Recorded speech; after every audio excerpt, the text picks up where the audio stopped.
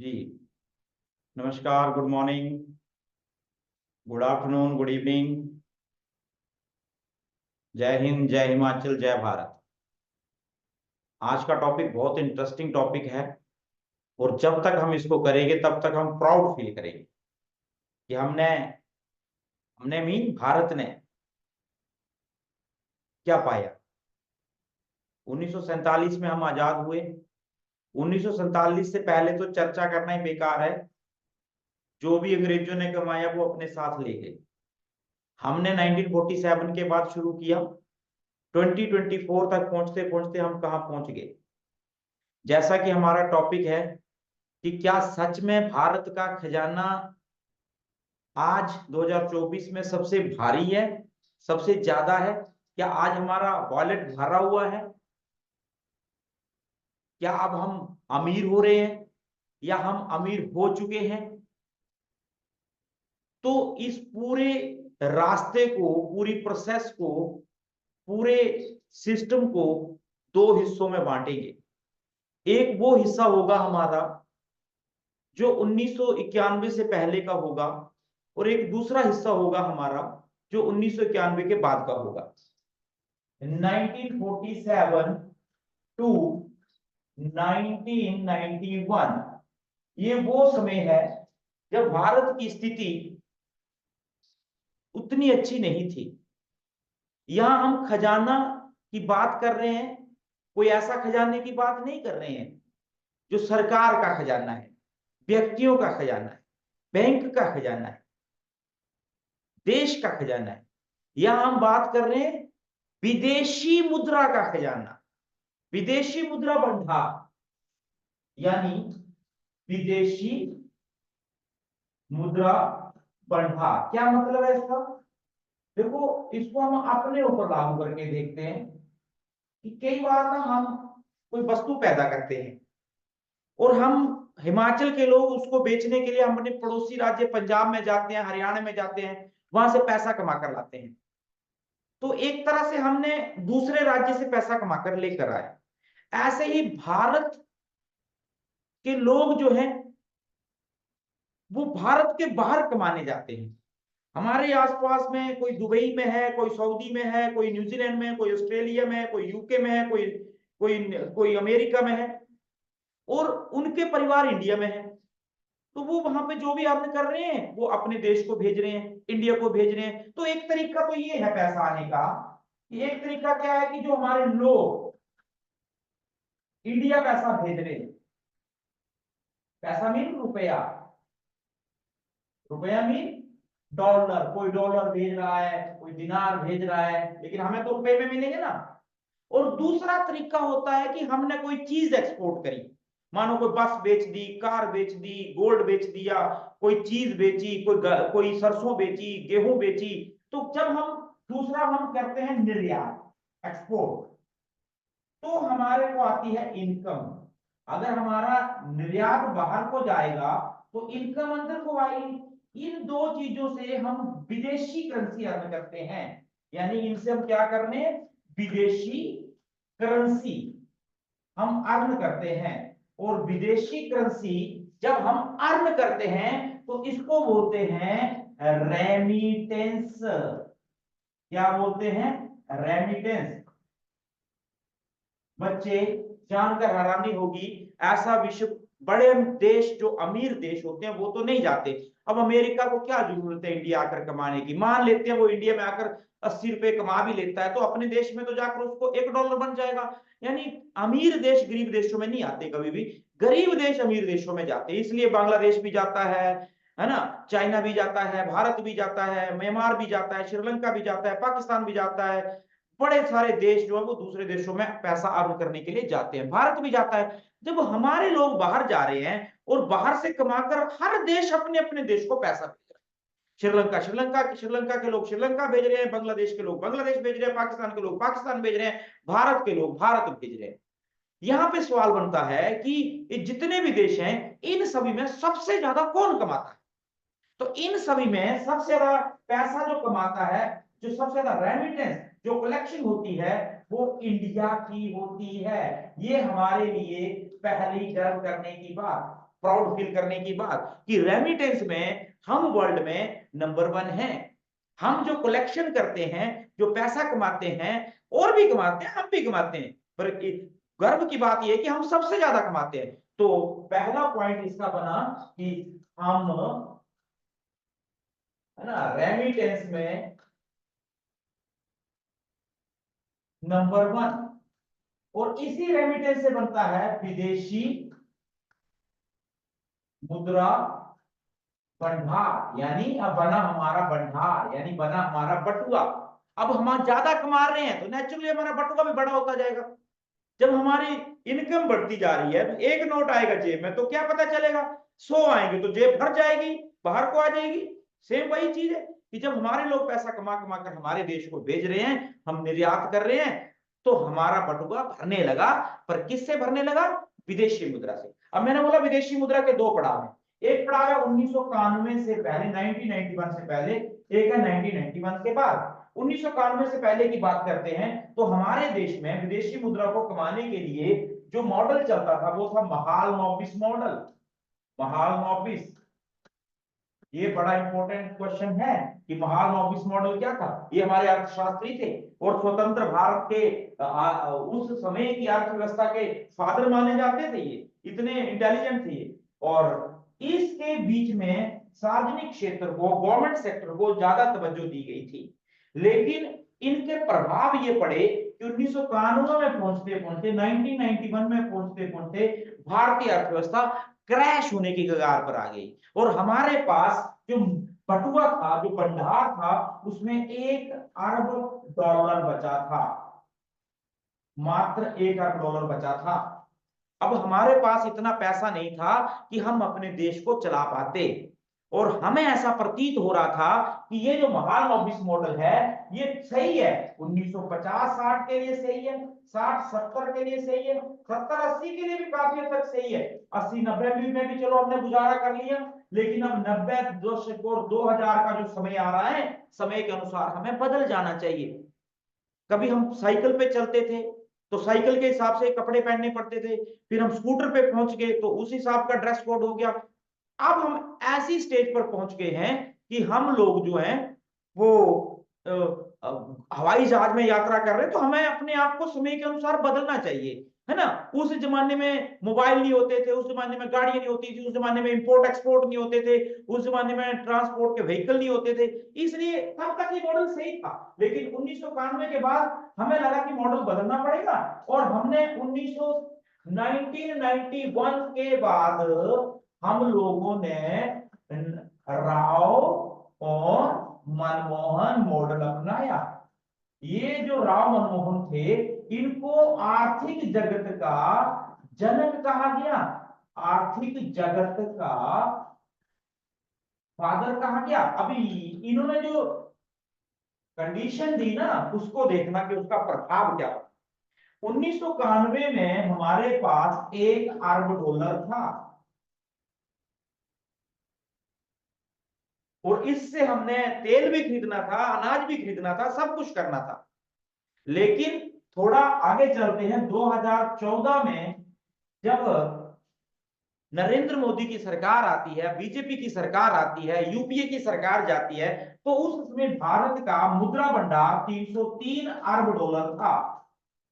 देखो भाई, ये मॉडल कितना फिट बैठता है कि पिछले, देखो जीरो से कम क्या बैलेंस होगा। कल्पना करके देखो ना कि अगर 1947 में इंडिया आजाद हुआ और हमारे पास मानकर चलते हैं कि हमारा बैलेंस 0 अरब था, 0 बिलियन डॉलर था।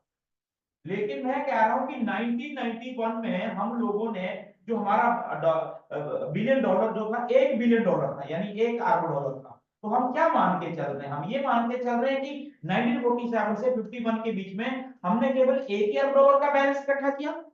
और फिर हम दूसरी तरफ बोल रहे हैं कि 1991 से 2014 में देखो कितने, 9 साल एक है, 14 एक है, 23 सालों में। और यहाँ पे देख लो 13, 3 एक है, 40 एक है, एक एक है, 45 सालों में। 45 सालों में हम लोगों ने सिर्फ 1 अरब डॉलर का बैलेंस किया। और दूसरी तरफ हम बोल रहे हैं कि लगभग 14, 9, 23 सालों में हम लोगों ने 303 अरब डॉलर कमा लिए। अरे कितनी बढ़ोतरी हो गई।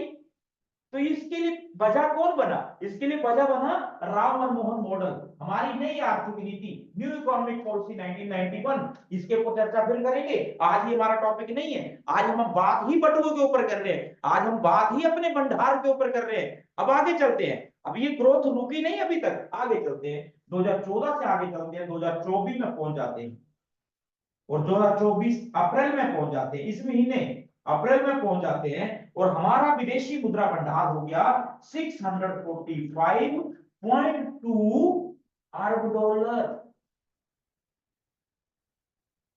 अब मैंने क्यों कहा कि क्या वाकई हमारा खजाना भर रहा, क्या वाकई हमारा खजाना भर चुका है? देखो आज तक 2024 तक ये जो मुद्रा भंडार हमारा बना है 645.2 बिलियन डॉलर, ये आज तक के इतिहास में सबसे ज्यादा है। हालांकि 2021 में ये 645-43 तक पहुंचा था, लेकिन कोरोना के बाद इसकी धीरे धीरे गिरावट आने लगी और पिछले काफी समय से ये 690, 603, 4, 590, 541 तक आ गया था, फिर बढ़ने शुरू हुआ, अब ये 645 पे पहुंच गया है।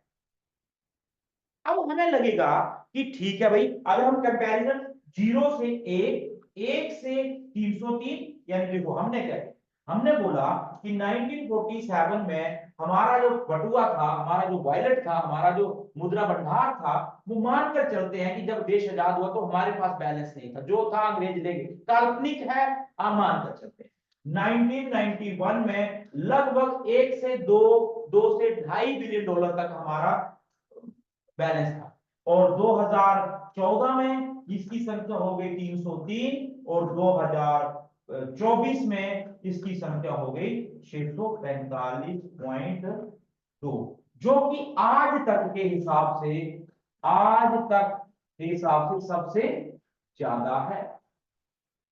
अच्छा, अब देखो, अब हमें अभी तक भी इसको ना अच्छे से समझ नहीं पा रहे हैं हम लोग।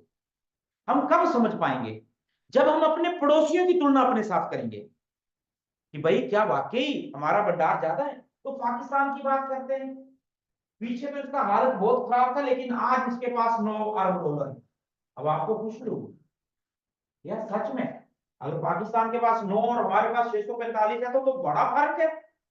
बांग्लादेश की बात कर लेते हैं, बांग्लादेश में लगभग पीछे 35 था और वर्तमान में लगभग 27 अरब डॉलर चल रहा है, पाकिस्तान से तो अच्छा ही है। श्रीलंका में, श्रीलंका में लगभग 4.5 अरब डॉलर। अभी आप समझ गए होंगे कि उस हिसाब से तो 645 बहुत ज्यादा है। आप बोलेंगे फिर सर देश भी तो बड़ा है इंडिया, अब बड़ा देश है तो भंडार भी बड़ा होना चाहिए, अमीर के पास तो नेचुरली ज्यादा ही पैसे होते हैं, गरीब के पास कम पैसे होते हैं। चलो हम अमीर देशों के साथ तुलना कर लेते हैं। अगर हम बात करें कि चीन, इसका मुद्रा भंडार 3200 अरब डॉलर के लगभग है या इससे अधिक है।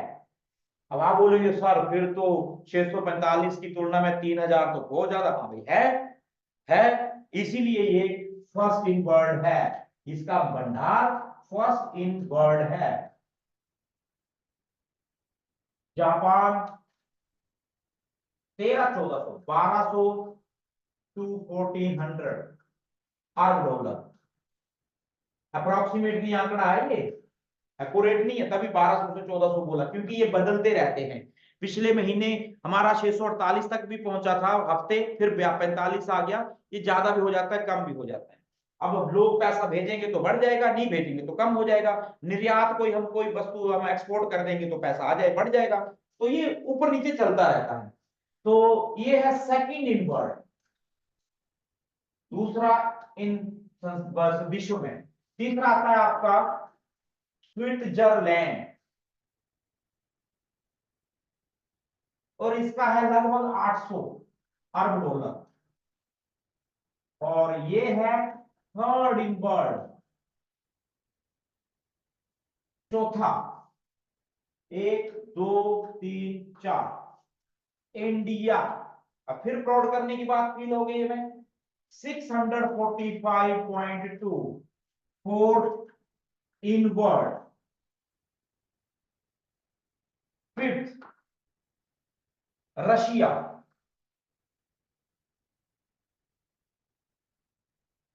595 अरब डॉलर, ये है फिफ्थ इन इंडिया।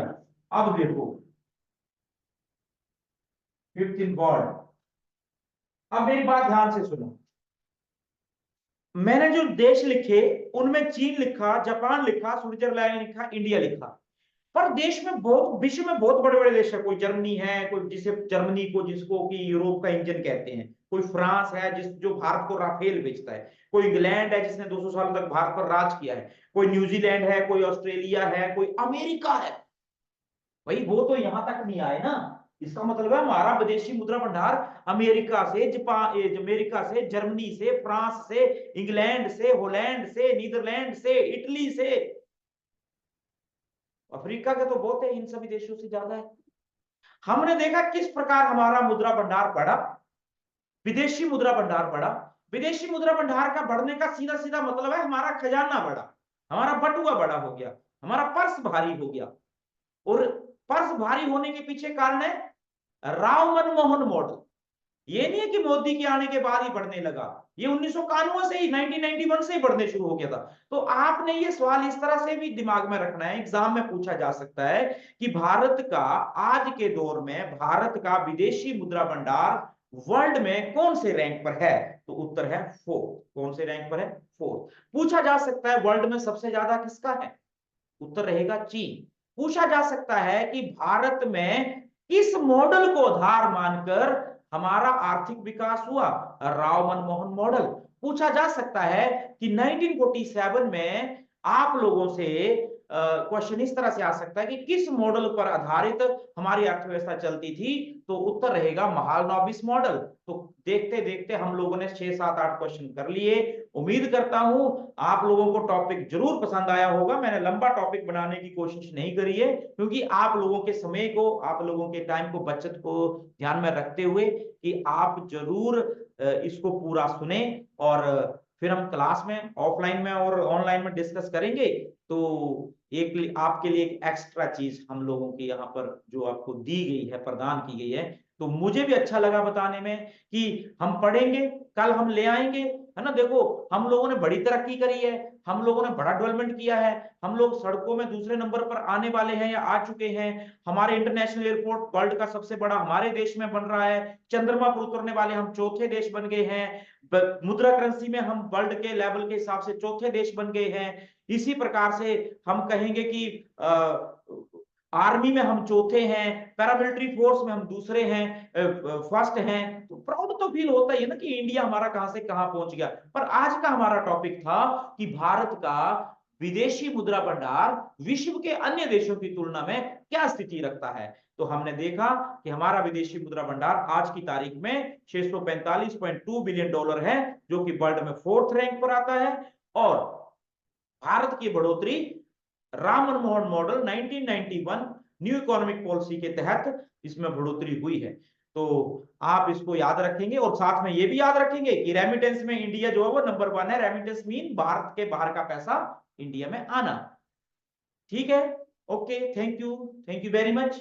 फिर मिलेंगे एक नए टॉपिक के साथ, नई क्लास के साथ, जो हमें प्राउड फील कराए। Thank you very much.